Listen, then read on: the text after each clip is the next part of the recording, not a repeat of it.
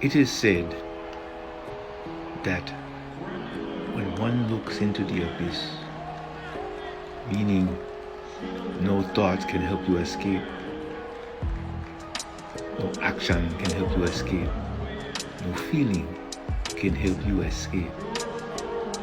This is when the true investment in loss is found. The manner by which you approach the recognition that you now exist in an abyss. This is when the true you come out. This is when you understand your strength and your weakness. I have heard many things from many wise men, but one saying comes from those who have witnessed or acknowledged the power of Attila the Hun. I believe it was either he or Genghis Khan, one of the two. But I believe that it was said, when asked why he was so vicious, I believe he said that he walk in a way that he believed he be the destruction of God. He is God's destroyer. Shiva as it will. In this way him say, this is my purpose. This is my way. I can be no other thing but what I am. And I know myself. I am true to that. And I will treat others accordingly. So when I come to you in my way doing what I do, you must ask yourself, what have I done? What do I do to have such a thing, such a creature come upon me? This is pure destruction, pure savagery, pure vengeance. Why? One may never know. But one thing is for sure. In this universe and plane of existence, there is creation and destruction. We can exist in the extremes of either one or in the center, choosing which is appropriate or inappropriate to deliver. Being what I am, there's only a few places that I can show or express my most truest self, that which epitomizes or mirrors the universe. This is in competition. I choose the gentle way. I choose Jujitsu. Competition. At the highest levels that I can find it, that will allow me to go, that I am permitted or have earned the right to be at. I find myself wanting to let the black walker out, but I can't let it out anywhere. Only places I can do it is in competition against them who have prepared for me.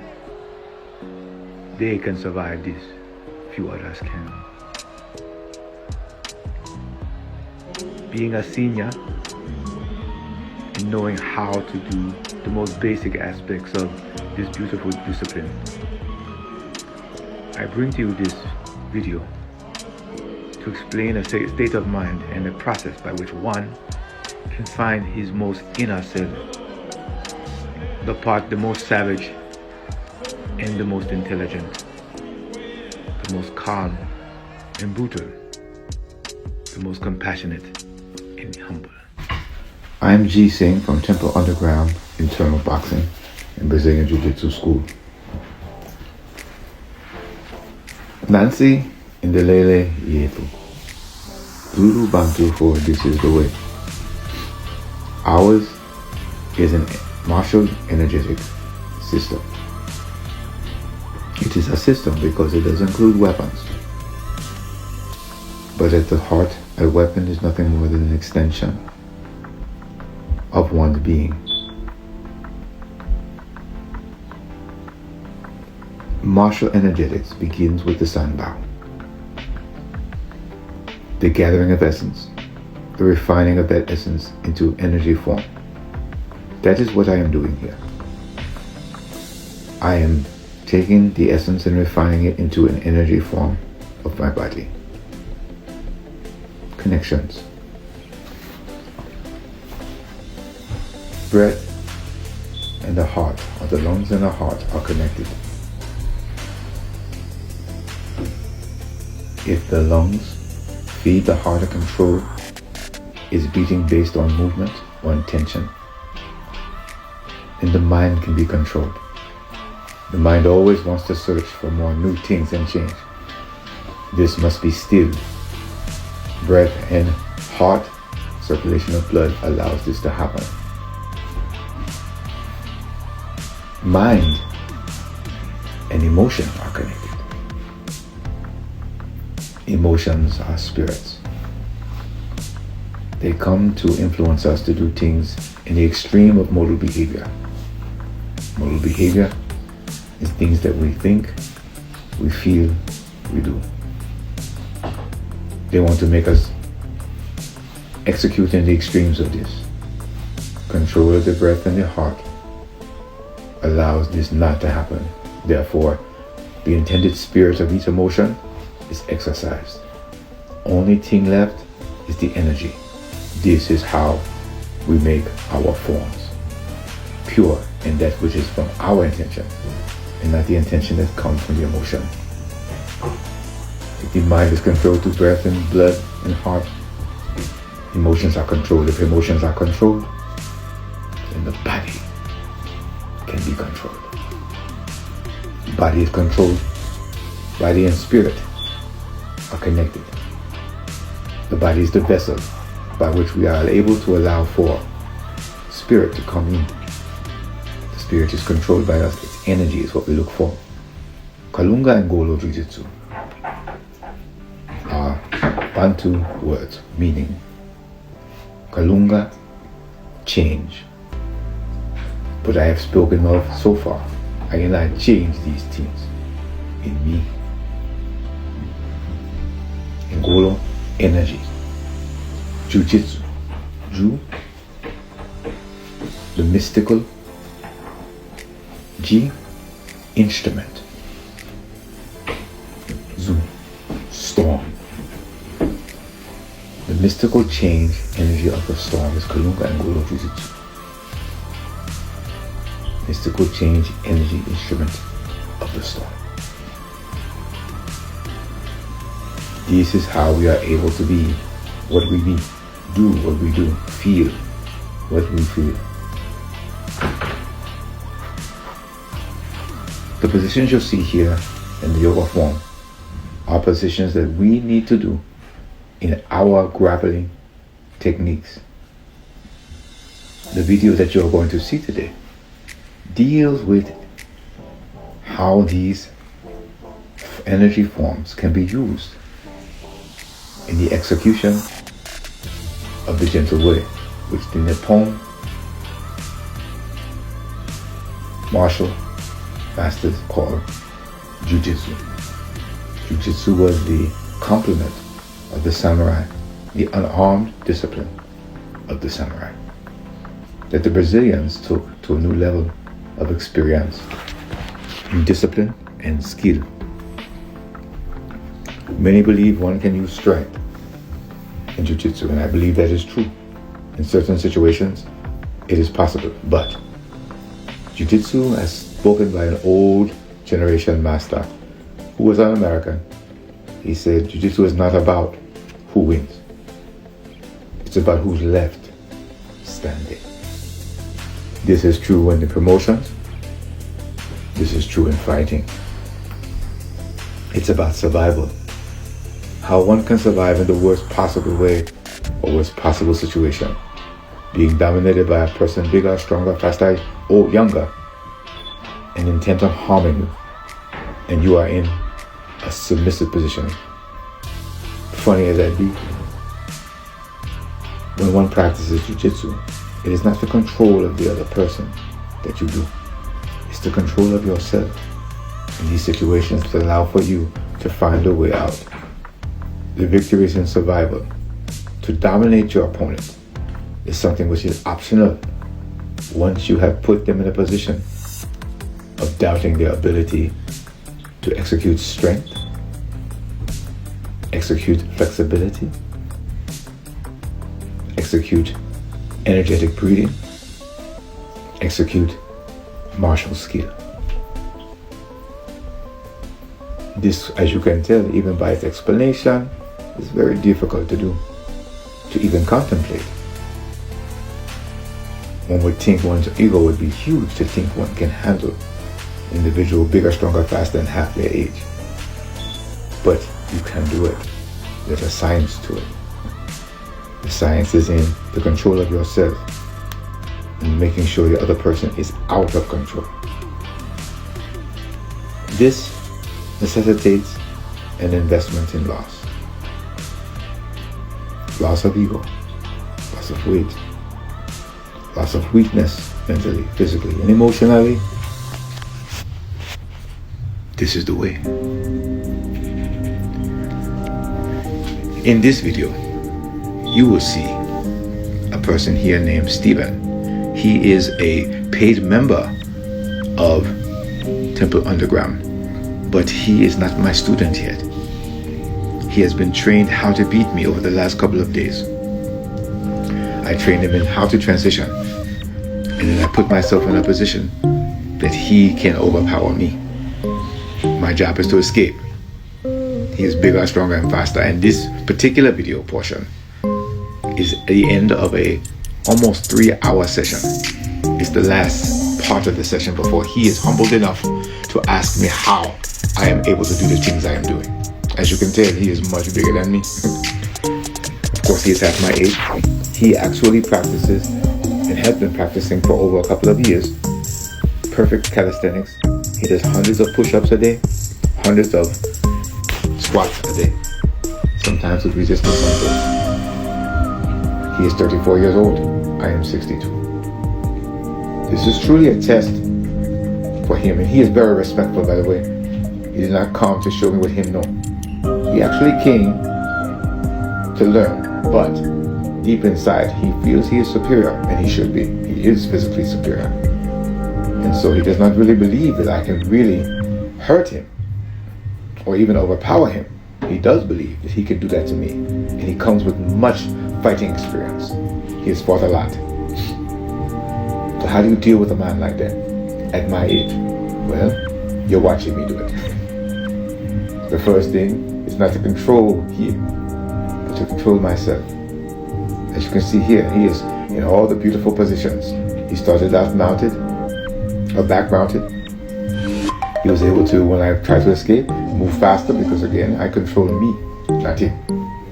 And he went to control me, and he did. In that controlling, he has to be able to control his breath, his heart, his mind, his emotions, and his body. So the energy and spirit of his intent will manifest. Of course, he is not capable of doing that, because my skill in this process is greater than his. Even with all the time, even after all this time where a long session should benefit him as being the younger person, it does not. It benefits me. And of course, in the last portion of this, you will see him go really, really crazy to try to win, to try to survive, to try to dominate me. But he is skilled in being able to dominate other people. He is not skilled in being able to dominate and control himself under skilled, antagonistic provocation and resistance. All the postures that you will see in yoga, I am doing to him. Pressure, pressure, pressure. Pressure on his abdomen, pressure on his torso. This is very important. This is crazy important. And this is something that I do very well. His guard, he tries to attack. He cannot. He doesn't have the power to do it. He could have done it. But my skill was more. And of course, even then he tries to take it, but what? Doesn't work. And he's attacked, and I get his back, and I tap him out. He is so exhausted at this time. He wants to quit, but of course, now it is my time to show him what real power is based on the process of control of breath, breath control heart, heart control mind, mind control spirit, emotion, emotion control body control spirit.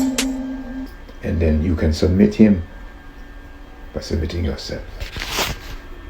What you see here is me seated to perform what they call in the Vedic Way pranayama, the ability to manifest energy through the control of breath. It is stated that with movement one has health, in stillness one has power. And the thing one wants to still is the mind.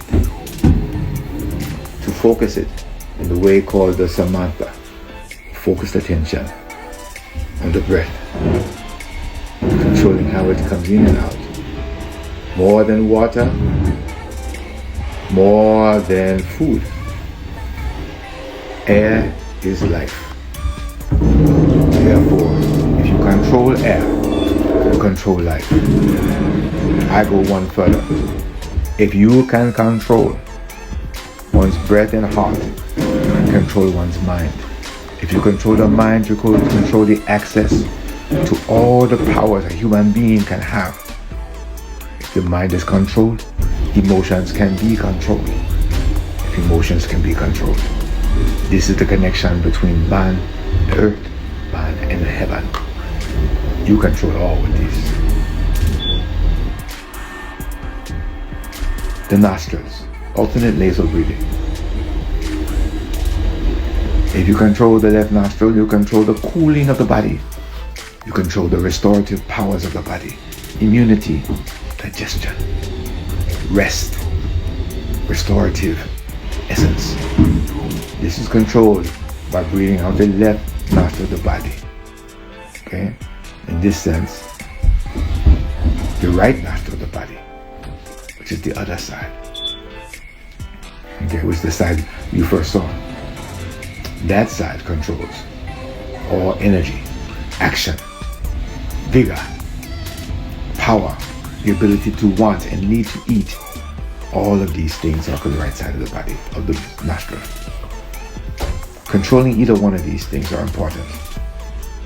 You can manipulate them so that you are capable of controlling your heart, your mind, emotions, your body, the spirit which you wish to come to. And that spirit is the connection for us, Bantu people or anyone, connection to your ancestors. That which were before you be now. You do that, that is the essence you want. To get rid of that, you must get rid of anything that will block its way, to include yourself. This is easier said than done, but it can be done. This is one way. What you see here now is a sitting of the breath, pushing it down into the dantium. The dantium is 2.5 to 3 inches below the navel. It's a tension. First a muscular tension, then other tensions. You see, breath allows our body to tense and to relax. You need to know where to relax it and where to tense it. With control of the breath and its actions effect on the body, one is capable of controlling exactly where the essence can be manipulated into energy. And then that energy can be cultivated into vitality based on what your intention be, your discipline can be. And I do this with the pranayama. Dr. Sri Srivanara, in teaching the science of pranayama, how to do these things. So much is there. In my book, Bottles of Jujizu, I speak about how the different way you control. This what you see here is a basic way. I control how the air moves in my body, how it touches the certain places, where my focus be. With the inhalation, I go into dantium. I breathe out through, the idea of it breathing out through my phallus. I breathe back in through my anus. It comes out through the top vertebrae in the top of my back where it turns into neck. I breathe in the back of my neck in the imaginative way, and it come out the palm of my hands, of my fingers, come out my fingers. I breathe in my palm, it come out my heart. I inhale in my throat, out my third eye. Inhale to the top of my head, and out through my chest, out through my my diaphragm. I breathe in through my navel, okay, out through my feet and toes, into my heel, into the small of the pit of my foot, and out through the center between my anus and my phallus. This is the 8-path breathing method. Very important, and one that I do continuously. There are other ones. The clock method with the eyes, how my eyes go from 6 to 3, 3 to 12, 12 to 6, and then back, based on the rotation and breathing. This is all in the book, Bottles of Jujitsu, and they are restorative ways, ancient ways, for the body to focus its powers, to restore itself, and to gain strength. Again, in stillness, one has power. Motion, one has breath. The longer one can hold oneself in a posture, the better. The chin locked down, breath is in, the chin locked down and held for long periods of time. This is called taking the body in such a way that you are holding energy in, holding prana, and then releasing that energy out one of the nostrils. There's several ways to control the intake and intake and expulsion of air. There's the balanced breathing way. The balanced breathing way is when a certain count is used to bring the air in, to hold it, and to bring it out. Sometimes this is added where there is no air in the body, but it's for a certain count. Balance with breathing in, inhalation, and then holding, and then exhalation. All done on an even count, the same number. That's the first way. The second way is where great true power comes. The lifting or the resistance work for the lungs. This is where 1-4-2 ratio method, where air is inhaled for a certain count, then that count is held, the air is held, and the count is multiplied times 4. Then it is exhaled. In the exhalation, it's only half of that 4 count. 1-4-2 ratio. And then just repeat it through each mouth and through each nose, through each nostril. This is how this is done. Repeated action on this takes years. It is literally a strength of endurance and power that can only be done like a snake bite therapy. It must be done bit by bit. It must be controlled. You cannot overdo it. You cannot push it. You will injure your heart. This is important to know. The breathing in the lungs and the heart are connected. You push it too hard, you hurt either one. You cannot overbreathe. You cannot overexcite the heart. It must be stimulated and worked and focused. There are many ways to focus. The first way is on your breath. That is a singular way, is the best way. And what you see here. The manipulation of the breath in different quadrants, the tension you have. The lungs flow out, small in the back and the top, and big in the bottom. Where your diaphragm be, it pushes the organs left and right. You must make room for either one. When you do pranayama, the stomach must be empty. It cannot be full. It will be an obstacle to what you're trying to do. Pranayama should be done without too much exercise, but if you are really strong, it can be done after your training session. This is very important. If you can do pranayama after your training session, after time you will become quite a beast. My application of breathing is the foundation of all my defense. All my defenses against it, and that is my style. For the older people, our style must be defense first. In our defense, we have survival. In our survival, we control ourselves, and that is all we need to do, is make sure the other person cannot control us. We control ourselves.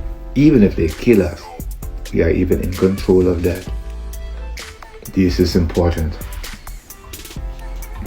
What you see here with me trying to get the breath to move the body left and right is important, but once the breath is mastered, structure is next. After structure is mastered, as you saw, then movement is next, which is what you see here. The sambao, as we explained, begins on the ground. It's the 3 treasures. the most important part of Tai Chi Chuan is the energetic part. The part which is the foundation of all that we do. In that way, the burpee, which you saw, is the foundation of beginning your yoga practice. Yoga for the Jujitsu martial artist must have forms. Forms are energy. It is the refining of the essence into energy form. These forms are used to defend ourselves when we are actually performing Jujitsu. One of the more important ones is squatting, getting the knees as high as you can. The second, that the squatting is going to allow you to be able to control your breathing when one is putting pressure on you. The other one, this one you see here, is how you put pressure on them. If you control your neck and your shoulders and your breathing in this way, this posture here is very useful in putting pressure when in guard or in side control and even in mount. In side control, the pressure you see here is one of the best ones. This is a plank. The plank puts pressure on the body from side control. It can be used in guard too, but in side control it's very important. It also, in a variation, can be used when you are in mount. Controlling the breath is everything. Pressure is everything. Understanding this means when someone do it to you, you know how to defeat it. The transitions from one posture to the other when you are facing the ground, the rear plank where you're off your elbows and on your hands, this is how this works. The ability to do this gives you strength and power. This must be mastered. From here, the transition. And of course the breathing in between, allowing one to do and hold the position without being out of breath, very important. The transition from one to the other, also very important. A lot of our movements in Jiu-Jitsu has us facing downward. This crab posture has us facing upward. In this sense, the ability to escape from the guard is important. You see, in guard, we should be active as much as we can. The ability for us to raise ourselves in this way, when a person trying to keep us down, they can feel the power you have that way. And it becomes very, very apparent that you can apply pressure not only on top, but on bottom. The ability to come up in this way, the core strength you need to touch your toes in this way and hold, always puts pressure on them. They're trying to always put pressure you down, but you casually can raise up. You always want to raise up. It's a natural inclination, and they are fighting to keep you down. But your ability to hold these postures and always want to go up to that means they can't do it. And they are constantly feeling pressure from below. And of course, these are the inversion posture here. When one is able to master this posture in the inversion, one finds themselves in the ability to do good Jujitsu. I state again, Jujitsu is not about who wins, but who is left. In this video, this portion of the video, I begin with Stephen mounting me. Now I believe in all the years of my fighting and using and learning the gentle way called Jujitsu, this is probably the best I've ever done, because the person I am fighting, I don't know him. He is brand new. He has lots of experience in fighting. He understands the principles of grappling, and I'm giving him all the advantage with regard to his size, weight, strength, and position. I've always thought that, at least before this time, I always thought that I had to be able to do what I had to do quickly. I had to be able to beat the individual quickly to show my prowess in Jiu-Jitsu. I am learning that is not true. I remember now, when watching the old fighting with the Gracies fighting, if the man was really big and stronger than the other one, they would actually go slow. It would take a long time for them to be able to reverse the position and be able to win the match. In fact, I remember a fight with Shanrock, and they never moved anywhere from the position. They just stayed in guard. In this position, I am learning that I must find a way to beat my opponent. And the most important way is that I must control the things I talked about before. The breath with the heart with the mind, the mind, then the emotion. Once the emotions are done, the body is taken care of and controlled and made strong. And with this, I'm able to have a strong and powerful spirit. But this will take time. I must slow my opponent down. I must bring him down and beyond the energy levels that I have. To do this, sometimes I do motions and do techniques that are not meant to do anything but to make him work hard. And that is what I'm doing here. My indication, how I know I'm working, is I am not breathing difficultly hard. He is breathing crazy hard. If his breath is messed up, I am messing up his heart. If his heart is messed up, I know his mind is not in the correct way. If his mind not in the correct way, I know he cannot control his emotions. If he cannot control his emotions, he cannot control his body. If he cannot control his body, then the most powerful spirit he could ever show will never manifest. This takes time, and this makes time. So I realize this is my mission. To make him feel uncomfortable wherever he be. To make him think that he is in charge, that he is in a position of superiority. That where he is at, he will be able to beat me. He will be able to control me. Get me in a position where he can master me and submit me. This, of course, as you can see, is what is happening now. I have trained him how to literally keep me down. He has trained 2 days prior. He came with a lot of energy and respect. And now, with all that work, he was able to not understand how he was moved. Now, even though him there, he's a good fighter, so he know. Even though it seemed like I am uncharged, I know that is not true. I can feel it. He has the strength and power to overcome me. I must be able to make him work harder than I am working, to the point where he is breaking down the vitality of his own energy. Again, I must attack his breath. To attack his breath, his blood flow is weak. It is not the way it needs to be. If his blood flow is weak, his mind is not functioning properly. To get more specific about that, if the heart rate is below 115, okay, 115 or 100, one can still think and focus, but the body is not working well. The optimum heartbeat rate for a person is between 115 and 145. In this heart rate, one can think and act very, very well. In order for one to build up this ability, one must use cardio endurance work. Cardio endurance is long distance slow runs, okay, or rowing, which is my particular discipline and exercise what I do. It allows me to do hard work, continuous bursts, and maintain my heart rate at a very low rate. I can keep an hour of this in work, hard work, and my heart rate barely goes above 120. This allows me to control my physical control of my breath to manifest.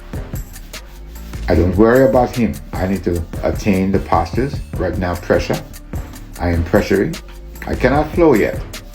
I flowed once just to get him in position, but I cannot flow. He is too strong for me to flow now. The best that I can do is put pressure on his torso to test his core strength and protection of his core. He cannot protect it. I am attacking it right with my shoulder. My right shoulder is deep into his core.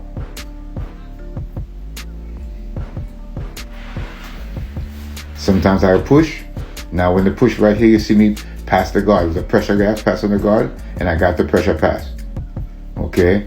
Even then, I don't go for the submission here. I pressure. Now the pass was very flow. I flowed in the pass. The transition in passing was very, very sweet. Okay? But you can see the size difference. He is still active. He still wants to fight. My breathing must maintain control. And that is all I'm really doing. It looks like my emotions are very strong. The truth of it is, they are not. because of my cardio endurance and my cardio strength exercises, I'm able to make small movements and maintain pressure. The yoga postures also allow me to put weight on him, especially the posture of pushing him to the headstands and planks. These are the posture strength I'm using to allow myself to keep power on him. He is so strong he can move my leg with one arm. His arm is as big as my leg. Okay? The key is to make him work, and he is working. Now, I had to work the same as him, but when he worked, he knows how to control his breath. The knee on his stomach was not to do anything. It was not to mount him. It was to make him work. It was to provoke him to excite his breath when he don't want to excite his breath. When he swept me, that was pure power and very good and good timing.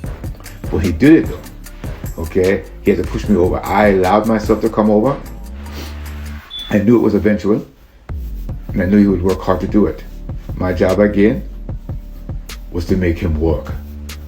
The leg lockdown, which I have been told is not always the best thing, and I have found is not. For me, as a man stronger than me, I have done this in competition, it wore him down.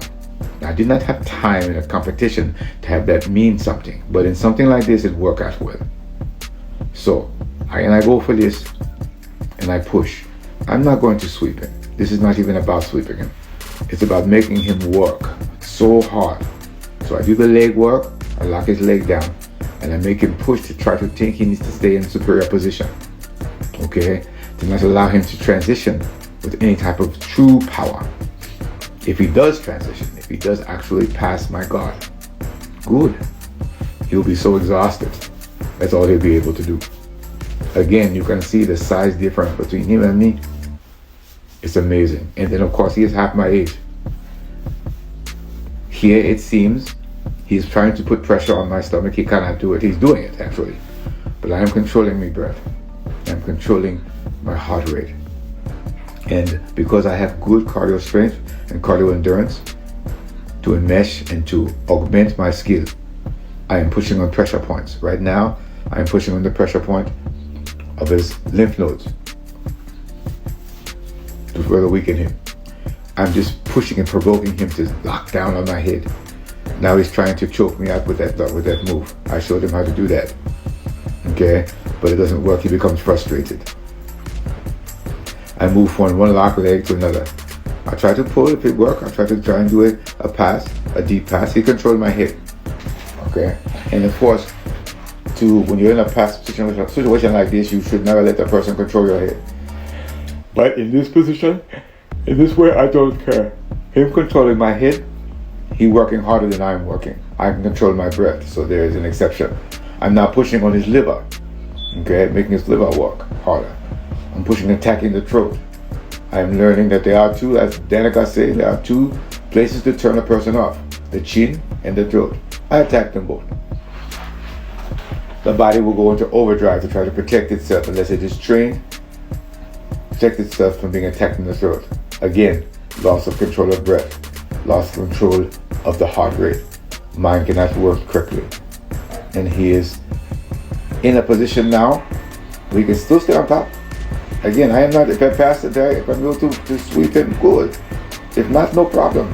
I'm not putting, and that's the last thing, I am not investing any emotion into any particular act. It's like pulling a trigger. If he go, he go. If it hits, it hits. If it doesn't, I don't care. I have more bullets. The point is to make him believe that I am getting tired. And again, reattacking the chin and the throat. To make him believe that he is in control. To make him panic. To make him really, really panic. And have to hold on to that position so hard. This is it right now. He believes that he has to hold on so hard, because if he able to hold on, then he will be in a position of submission. And if he's in a submission position, then he doesn't believe he has the strength and endurance to win. So he panic. He's a panic now. He shouldn't be a panic, but he's panicking. He stand up, putting pressure on my throat, putting pressure on my chest, but it's not enough. He is moving harder than me. His breath is really erratic now, which means his blood flow is not good, but he's still pushing. He shows great warrior spirit.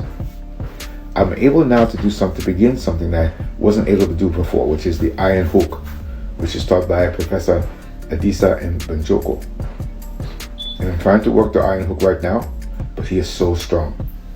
And this is another thing to teach those older ones. Sometimes they're too strong. No matter what techniques you use to set up, it don't work. It just can't work. You have to continue to do continuous motions, continuous attacks. Make him react, but make sure your attacks are not vested with actual commitment. The only thing you are committed to is making him tired. Just make him tired. That is the mantra. That is the way. Make him work. Make him tired. Make him work. And this is what I'm doing here in exit. Now I can feel that he cannot keep up the pace. So I make him work. And then I try to constrict the breathing more by pushing the arm across the body. And I know and getting a chokehold. Now, the chokehold I have on him right now is not going to work. He's still so strong. But if I hold it, he can't breathe well. If he can't breathe well as he wants to, he can't recover well. If he can't recover well, I'm in trouble. You can see now that I don't use my legs hardly at all except to do one or two things. Okay? Which is to threaten. Get the butt out. Even then, I can tell he's so strong. I'm so smaller than him. So what I make him do? Make him use all that great strength. And that is the beauty of this. And what I think the beauty of Jujitsu is. To make the other person use all their strength. All their power. But it means nothing. Your focus, again, is important. Your focus should not be on actually making him be swept, or even to keep him in your guard. Your focus should be to wear him down. That is the purpose of the guard. To make him work harder than you, even though he is in a superior position. In truth, you are the one in control. I believe that submission work, that's what it really means. You submit yourself first. You submit yourself to your own inequities, your size inequity, your strength inequity, all the obvious things. You don't worry about them. You try to put all of your weight into a single place and make him work to survive. Wear him down. And this is what I have done and what I am doing. In a simple posture, he is so strong, my physical strength, to move him where I want to move him, no, cannot do that. What I can do though, is attacking with my isometric positions. The V-seat leg support posture you saw in my other video prior to this one, that is what allows me to keep this V. All of them combined allow me to do what I'm doing now. I'm locking onto the left, locking onto the movement. My legs are just open. He wants to pass my guard. And he can do it. If he works really, really hard, he works so hard, he can do it. Me, my job is just to attach and to make him work really hard. He is working really hard in this posture. I am not. I tried to hip bump. Okay? That was not true. I knew it would not work, but I did it to make him really work hard, to push me down. You can see me working him. I'm realizing watching this video how important it is. And guess what? Him about ready to pass my guard again. He did. He passes the guard. Okay, and I get half guard. And I do it that's unexpected. He worked hard enough to get it. I want him to work that hard. I want him to work so hard that he has nothing left when he get there. Because I have plenty left. Which allows him to make mistakes. In the beginning, very hard for that to do. Now, happens more and more. He made the mistake, and I made a nice smooth sweep. Very smooth. I end up on top. Now, will I stay there? I'm not sure now. He is still very strong. And even though I've mounted him, okay, my job now still, he is not submitted yet. He still does not feel he can submit. He feels that he can still win. So I must place pressure on him. my son doing with him work here. He's going to arrange the camera so you can see how I'm working him.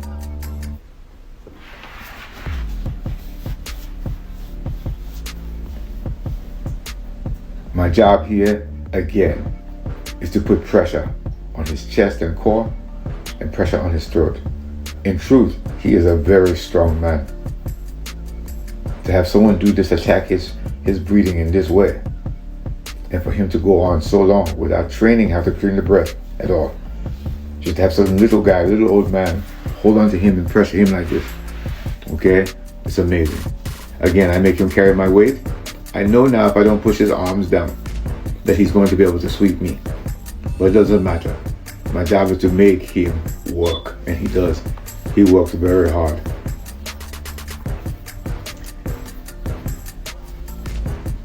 But his breathing is off. Again, he is trying to attack, and I am trying to put pressure. And I do.